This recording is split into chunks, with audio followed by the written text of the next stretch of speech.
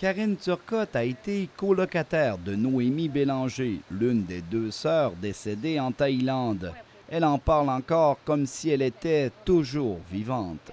C'est une personne pétillante, toujours le sourire aux lèvres, toujours de bonne humeur. C'est à la télévision que Karine a été informée de la mort soudaine de son amie. Elle était ébranlée.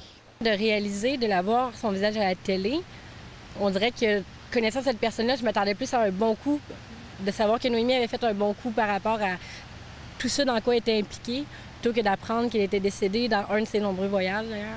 Depuis le drame, le temps s'est arrêté dans ce petit village pittoresque.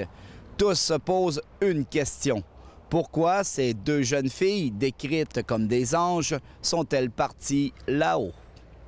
Posons-nous pas des questions au niveau du pourquoi, on n'aurait pas de réponse. On peut avoir des réponses qui vont nous consoler, mais ça ne donnera rien. On va se faire désaccroire.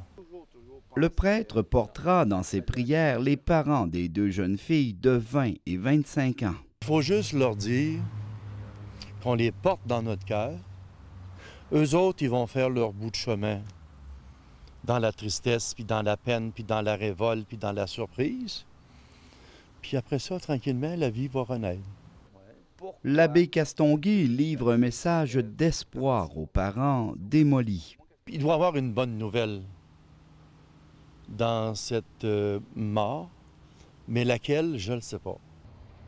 Les funérailles seront remplies d'émotions.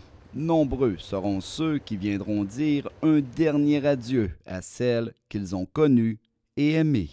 Stéphane Tremblay, Point Négamouk.